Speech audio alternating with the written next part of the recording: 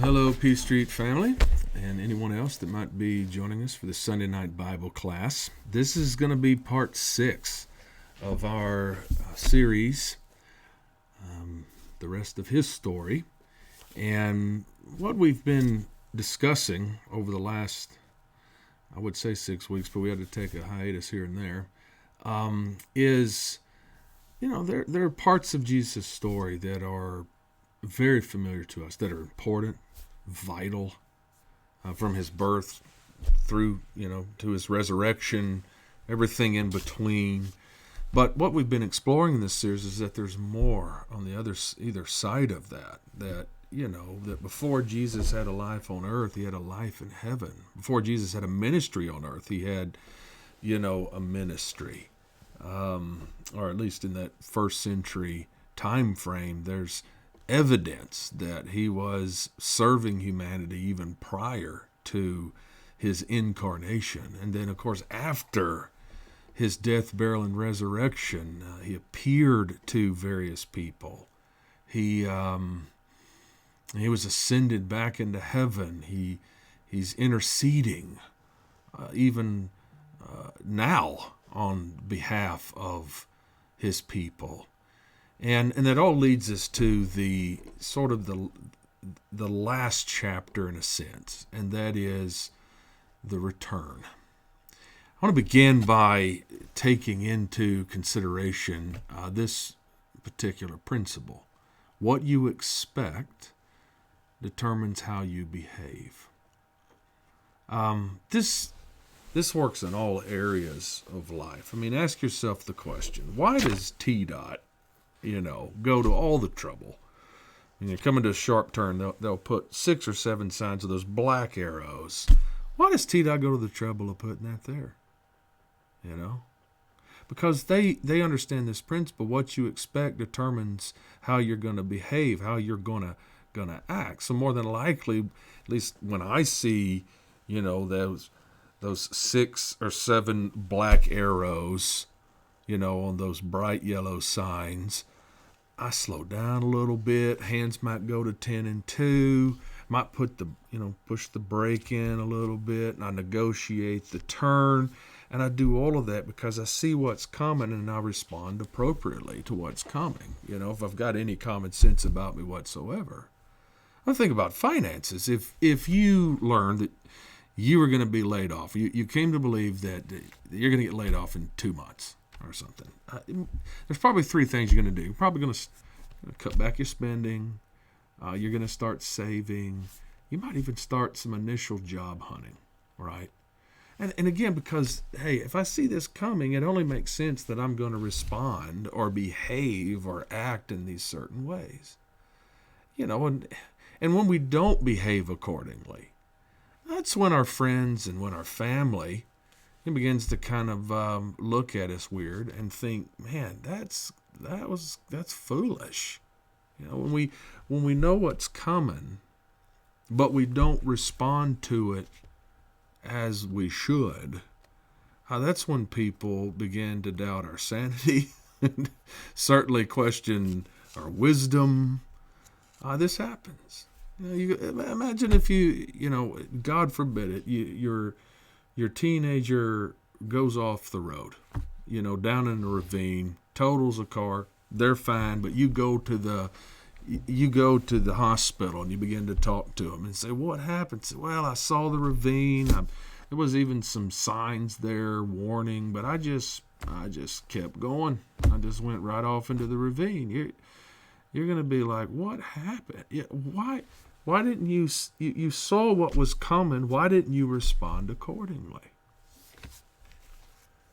Well, the Bible tells us about something that's coming, something really big, and that if any rational person knew that this was coming, then they would act accordingly. In Matthew 16:24 through 27, Jesus alerts us to this particular reality, and he does that in verse 27. But let's start in verse 24. Then Jesus told his disciples, "If anyone would come after me, let him deny himself and take up his cross and follow me. So in no uncertain terms, Jesus tells these people what it will require to follow him. And it's not about them anymore. It's not about us anymore. It's about him. It's about his will. It's not about my will. It's not about my priorities. It's about his priorities. It's not about my values for what I value. It's what he values, right? All of that supersedes their own. And it's like if we need a picture of what that's going to look like, then he gives us here the symbol of the cross, sort of a sacrificial followership. It's about sacrificing ourselves for his cause, right? For his people. And then he says, for whoever would save his life will lose it, but whoever loses his life for my sake will find it. Whatever you think the great life is, whatever you think the great life consists of, if that's money and possessions and power and popularity and prestige and all of this, whatever you think the great life is, if that's what you're living for, if that's what you're trying to hold on to, then ultimately you are going to lose. But if you, if you are willing to lose your life for his sake,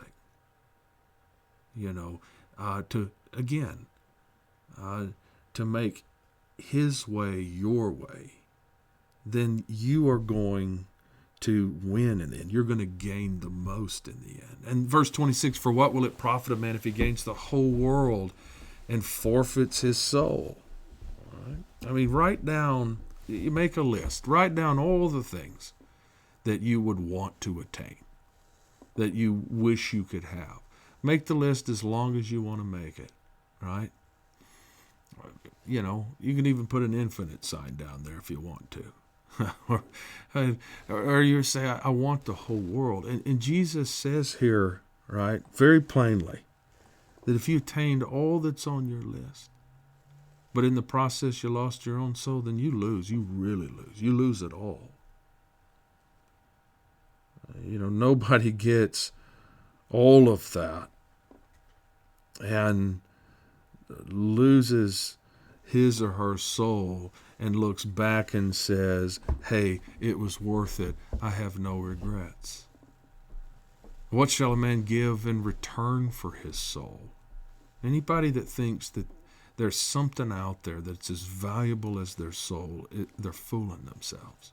There is nothing that you can give in return for your soul. It's about putting ourselves under the leadership of Jesus and living for him and not for ourselves. And then in verse 27, why all of this? Why deny ourselves? Why lose our lives, so to speak? Jesus loved paradoxes, right? Why? Because the Son of Man is going to come with his angels in the glory of his Father, and then he will repay each person according to what he has done. The reason that we should value our soul above everything else, the reason that we should conduct ourselves in a certain way, is because of what's coming. And that is the return of Jesus. All over Scripture, there is that promise, all over the New Testament especially, that Jesus is going to come a second time. Hebrews 9:27-28 kind of puts it in a sort of a logical or argument way. It says, just as it is appointed for man to die once, and after that comes judgment. So we got death and then judgment, which is just the way it is. You die, and then what are you awaiting at that point? You're awaiting judgment. So Christ, having been offered once to bear the sins of many, he came the first time, that's what he did. He will appear a second time. Not to deal with sin, but to save those who are eagerly waiting for him. Jesus says, through the Hebrews writer here, he's coming back. Jesus is coming back. That's the expectation that we should have. Now, there are people Inquiring minds want to know, well, when's that going to happen? We have no idea. It's sort of ever imminent. Jesus said in Matthew 24:36, but concerning that day and hour, no one knows, not even the angels of heaven, nor the Son, but the Father only.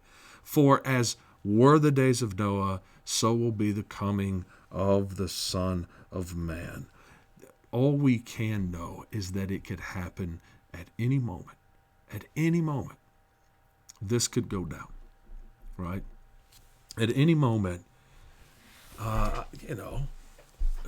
we may not get to bed tonight, right? We may not get to work in the morning. There is this imminent idea that the second coming could happen in just the blink of an eye. The whole thing could precipitate, right? We could hear the trumpet and the voice of the archangel, the cry of command, all of that. All of that could go down at any moment. One scholar wrote that learning to wait, that's what we're doing. We're waiting for what Jesus has promised, the second coming, whenever that is. Could come in our lifetimes. I mean, folks before us could have thought the same, and folks after us may think the same. But it's going to happen one day. And this writer says, learning to wait is an essential dimension of spiritual development. We're kind of living between the two comings, as it were, of Jesus. And we understand that waiting can be frustrating sometimes. We often want things to happen now. And the fact that we are waiting means we're waiting for something that, of course, is yet to happen. So naturally, there's a certain tension that is present in such a state. But this writer goes on to say, if we do not learn to wait, we can allow ourselves to assume that one thing is really as good for us as is another. We become stale of soul, he says. Jesus says that you and I are waiting. You and I are in a period between Jesus' first coming and Jesus' second coming, waiting expectantly. Waiting teaches us that what is coming is greater than what is. Waiting teaches us to value what we don't yet have and to work toward preparing for that. This is what Jesus wants us to consider as we consider his second coming. Another thought along these lines is Christianity, in many respects, is about learning how to live while we wait for Jesus' return. And we're in that in-between time when we don't yet enjoy what has been promised, that we know and are confident we will enjoy one day. We're not there yet, and it's about doing whatever makes sense in the present in light of that coming reality in the future. Peter, he talks about this in his second letter. Notice, but the day of the Lord will come. We're talking about the return here. Will come like a thief. And then the heavens will pass away with a roar. The heavenly bodies will be burned up and dissolved, and the earth and the works that are done on it will be exposed. Since all these things are thus to be dissolved, what sort of people ought you to be in lives of holiness and godliness? Do you see the argument there from Peter? What you expect to happen determines how you behave. Since all these things, this is what's going to happen. What sort of people ought we to be? Verse 12, waiting for and hastening the coming of the day of God, because of which the heavens will be set on fire and dissolved, and the heavenly bodies will melt as they burn. But according to his promise, we are waiting. Well, what are we waiting for? A new heavens and a new earth. It's a new environment in which righteousness dwells. Therefore, beloved, notice verse 14, since you are waiting for these, be diligent to be found by him without spot or blemish and at peace. and count the patience of our Lord as salvation, just as our beloved brother Paul also wrote to you, according to the wisdom given him. And Peter says, doesn't it make sense that what you expect should determine how you behave, the way that you behave, because we are waiting for the coming of Christ? Shouldn't we behave in a certain way? Shouldn't our lives be characterized by a certain conduct? And because we're waiting for the coming of Christ, this should affect us in a profound way. John writes something very similar. He says, "Beloved, we are God's children now, and what we will be has not yet appeared. But we know that when he appears, we shall be like him, because we shall see him as he is. And everyone who thus hopes in him," everyone who is expectantly, confidently waiting for this, okay, "purifies himself as he is pure." Again, in light of what we are hoping for, in light of what we are waiting for, that should determine how we behave even now. When it comes to the return of Jesus, and we've talked about end time stuff recently, and I've preached on the second coming several times. There's a lot of questions. There's a lot of debates that have been created. There's a lot of details that folks want to know. But I really like what Jim Gardner, he's been at Freed for some time now, at Freed Hardeman University. He said, "I don't care how he comes. I don't care about the details of what happens after he comes." Jim says, I just care that when he does come, that I am among his sheep." And we take anything away from this chapter in Jesus' story, the return. This is yet to happen. This is yet future. But if we take anything else away than just this, getting all balled up in these debates and yeah, there's a place to talk about some of this stuff, and it's kind of fun to speculate about what that's going to be like and what that's going to feel like. But at the end of the day, the number one concern is making sure that we are a part of his sheep, that we are those that have been waiting expectantly, anxiously, but actively, patiently, right? In Luke 18:8, Jesus asked this question that, kind of is a self-designation about the Son of Man. When the Son of Man returns, will he find faith? And the hope is that he will, that he'll find it in you, and that he'll find it in me,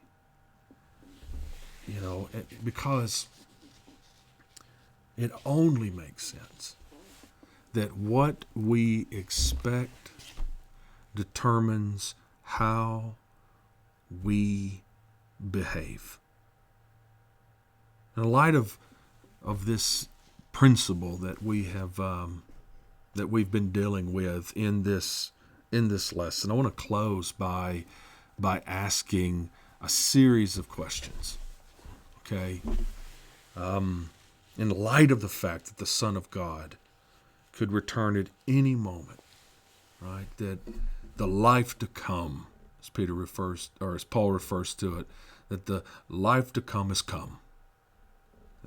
When that happens, it's going to be wonderful. But in the meantime, as we're waiting for that, okay, here's some questions. In light of what you expect, how are you going to raise your children? What are you going to teach them is important? What are you going to teach them is most valuable in light of the return? What kind of conversations are you going to have with your kids or your grandkids? What priorities and behavior are you going to strive to model for your children? In light of Christ's return, how are you going to use your money? Are you going to be generous Are you going to be looking for ways to share it? You're going to be looking for ways to bless other people? And what causes are you going to fund and support? A lot of Christ Return, how are you going to conduct your business if you have a business? What shortcuts that others take are you not going to take because you know Jesus is coming and you know you're going to stand before him and you know you're going to be judged? What are you going to do? What are you going to disclose to your clients or not disclose to them? How are you going to treat your coworkers or your employees or your employer? In light of Christ's return, who are you going to decide to marry? How are you going to spend your time? What are you going to do when no one is looking? And as Peter said, since all these things are thus to be dissolved, what sort of people are you going to be in lives of holiness and godliness?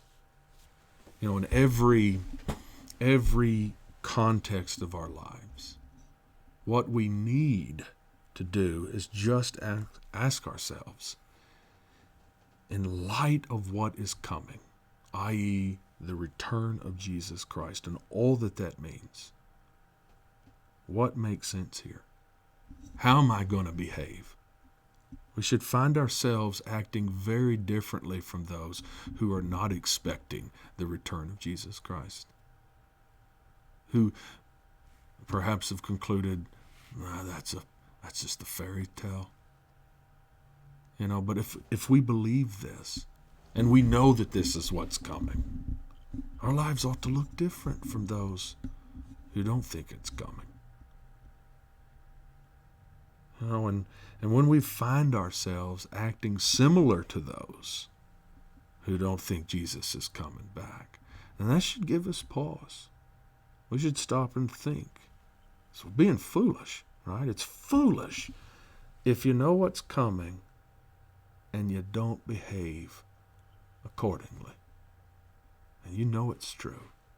I know it's true. So we need to expect Christ's imminent return. And we need to act in light of what we expect to happen. So that brings to a close this series on the rest of his story. This lesson was, I guess, perhaps a little more practical or motivational, maybe, than some of the others.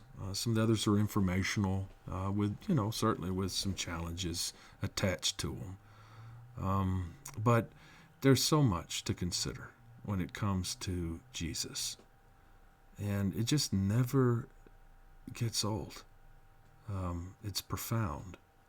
And there's so much to think about and to study. So I hope that this series has been beneficial to you.